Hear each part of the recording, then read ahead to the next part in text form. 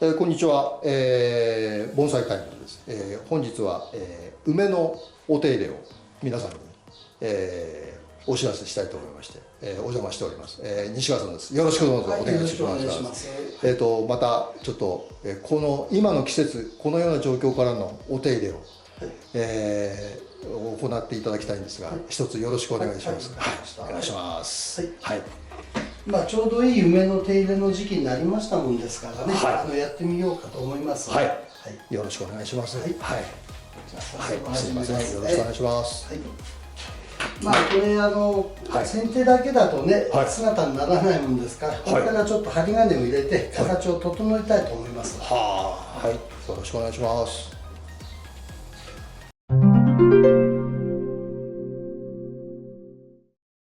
ですね、針金かける前にちょっともうね、この奥の方の葉っぱをちっちゃなね、幼虫葉っていうんですけどね、こういうものをちょっと外してみたいと思いますね。あ、外しちゃうんですか。これね、ちょうど今ね、この外すタイミング的にはいいんですけどね、もう葉刈り全葉刈りしても構わないですから、今の時期ですから、要するに葉っぱを全部取っちゃっても大丈夫です。そのようにして葉っぱを取ってしまう。今かける前にちょっと幼稚葉というね、小さい葉をまず取って、姿を作ってみようと思います。この幼稚葉を取ると随分枝も日が当たったりして充実しますからね、皆さんも梅を持ってらっしゃるからやってみてください。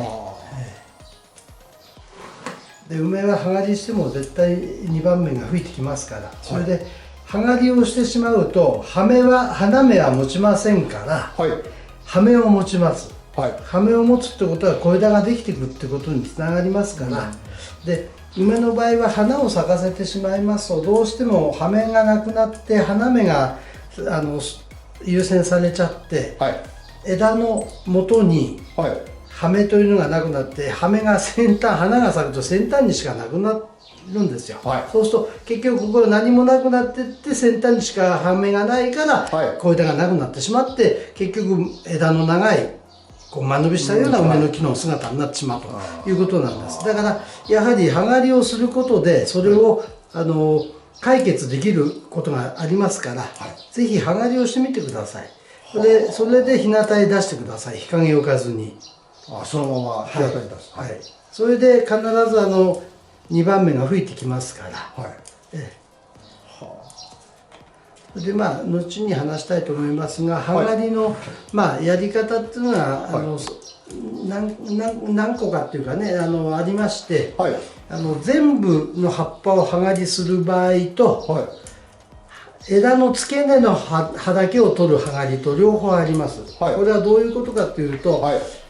枝の付け根、要するに元の方の葉刈りをするということは、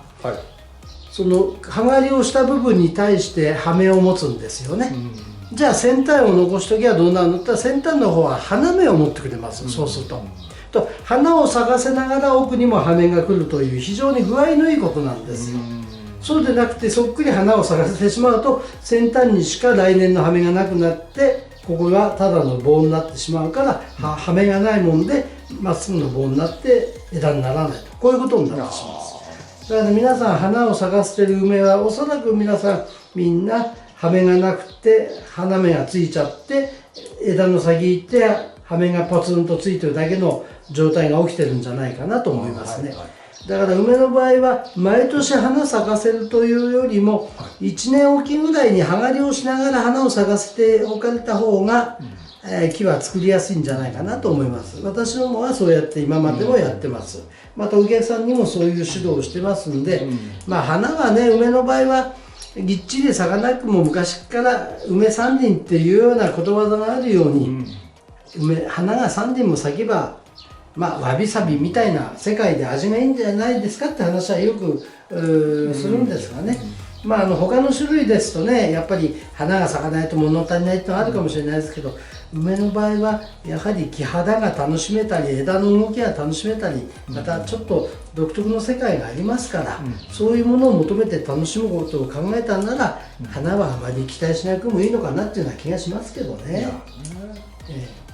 これはね、これから6月にかけてこの葉刈りっていうことができるんですよね。5月の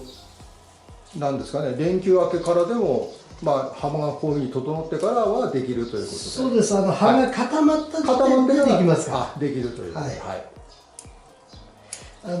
心配でしたらちょっと、傷んでもいいかなというような梅で実験してみてください。間違いなく出ますから。誰がやってもこれ出るんですよね。ただやられたことのない人はね、本当かなと思ってね、心配される向きもあると思うんですが、心配ないですから。こうやって2週間もすると芽あたりが来始めますからね。そうするとまた葉芽が出てきて葉っぱになりますから、その時点で小枝もできてくるんです。徐々にね、一度に小枝がスパッとできるわけじゃないですから、その繰り返しを数年かけていくうちに小枝ができてくるということですから。ということは3年5年経ったら見違えちゃいますね。全然木の姿っていうものは変わりますね。変わりますよね。小枝ができますから。そういうことですよね。今はこれまだ小枝がないまっすぐの棒になってたよだけですから、ここに葉刈りを仕上げることで小枝ができてくると、こういうことそうですよね。これ部分的に取るところは取ってしまいますからね、大きな葉っぱね、一応残すことは残しますけども、それで仕上がった時点、針金をかけ終わった時点で葉を取ったところを見ていただければと思います。梅を持った方でそういうことを経験した方はまた面白がって梅を挿し木して作ったりいろいろしてます。私も挿し木をして作ってます、梅を。で細い幼児のような時にもう幹を曲げて作ったり、いろんな姿にして楽しめるんですね。で5年もしたら本当にいい姿になりますから、それで豆盆栽みたいなのができてくるんですよね。梅はね、随分傷んでこれダメかなと思っても再生効きますから、楽しいものですよ、作ってみますと。なんか先ほど、今、作業していただいている木も、だいぶ昔と今では模様変わりというか、変わってしまったというのをお聞きしたんですが、なんか、一本のもうちょっと背の高い木だったそうですね、この3倍ぐらいの背丈ありましたから。そうなんですか。それで木の面白みがないもんですからね、やはりもうこれだったら木を小さくしてしまって、木の姿を楽しむためには木を小さくした方がいろんな面で面白みが出るんじゃないかなということで、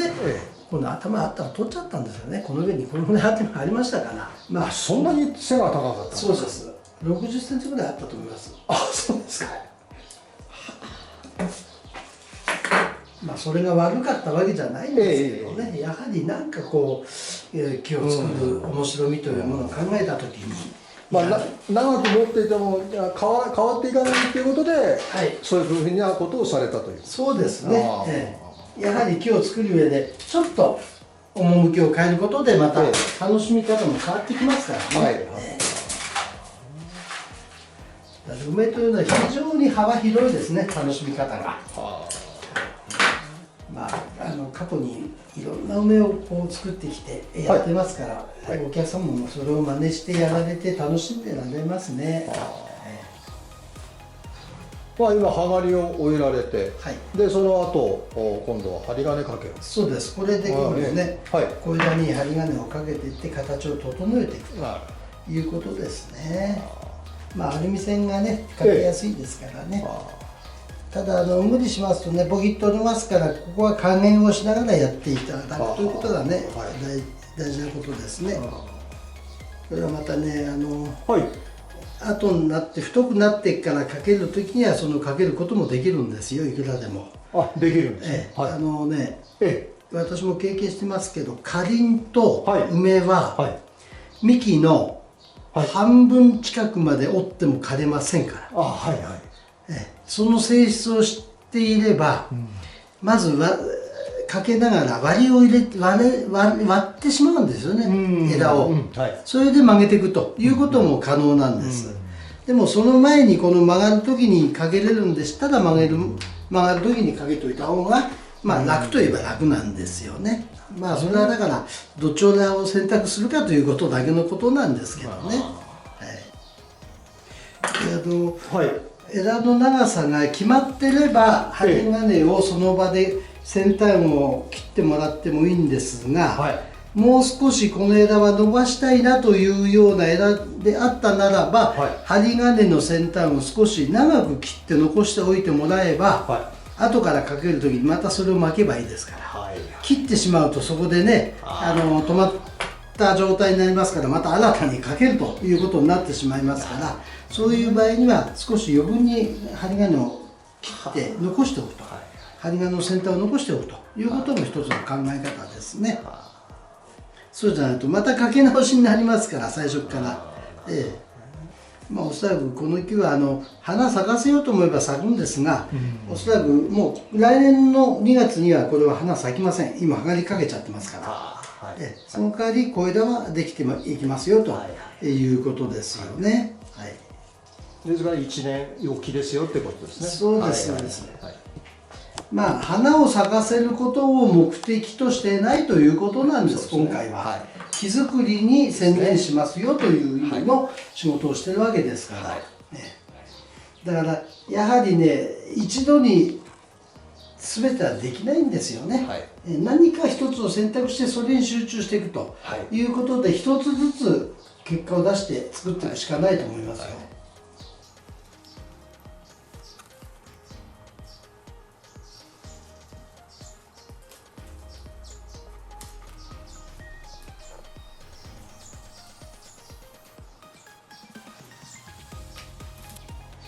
針金大体2ヶ月もすれば枝固まりますからね、その時点で切って外してもらえれば元に戻りませんから、もう空気早いですから。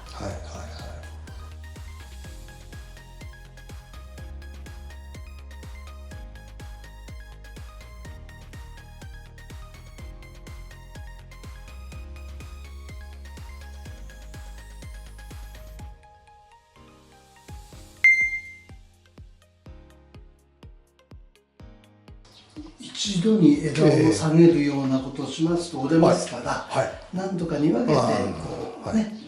プッシュするような形で針金をかけて下げる、曲げたりしていくってことでしょうね。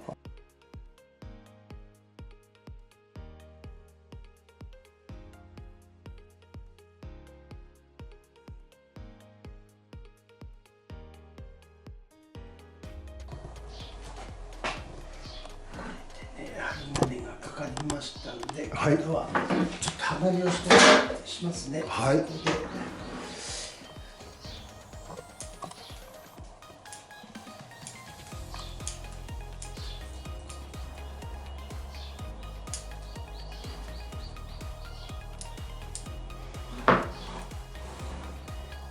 ちょっと説明したいことあるんで、全部これちょっとやったら説明いたします。お願いします。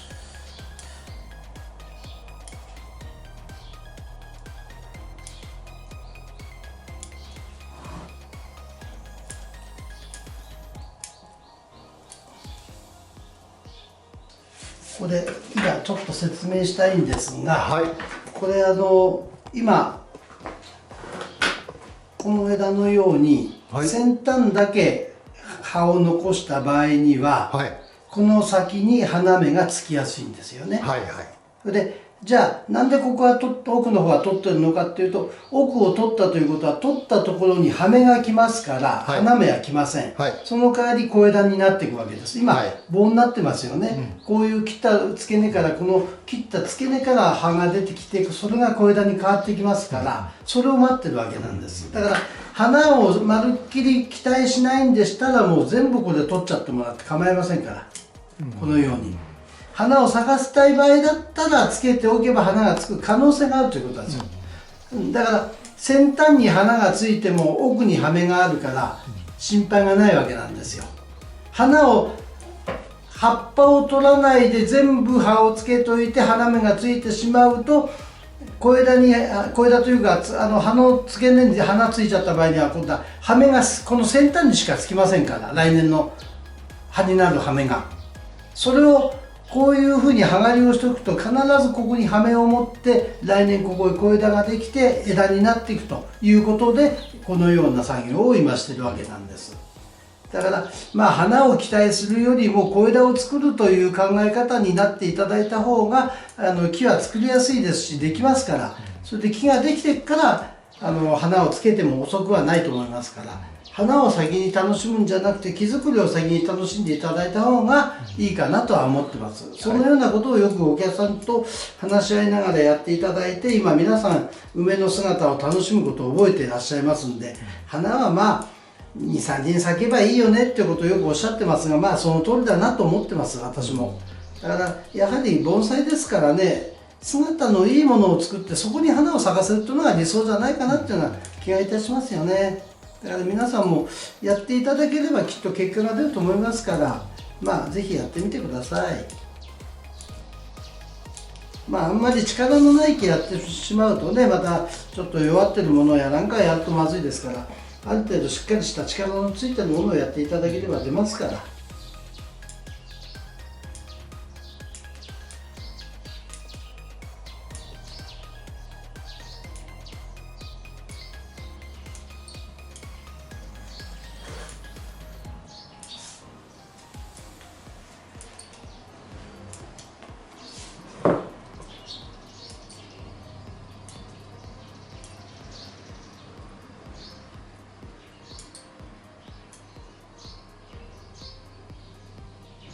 まあ葉切りっつって葉を3分の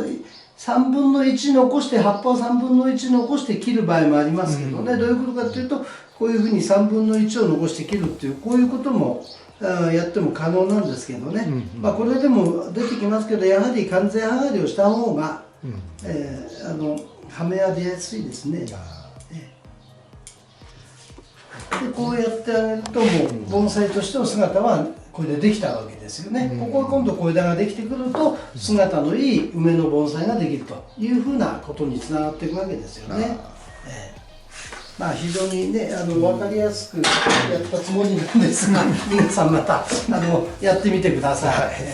まあ針金をもしかけることを考えていらっしゃる方がいたら無理をしないでくださいね。折れてしまいますからポキッと。だから非常に柔らかくかけてあげるということが、求められるかなと思いますね。楽しいですよ、こういうことで。これが今度2番目として葉が出てきますからこれから。なんでね、なんかこんな格好になれば盆栽として姿がいいんじゃないですかね。魅力ある木になると思いますよ。ね、まあこんなことを参考にしてね、やっていただければと思いますね。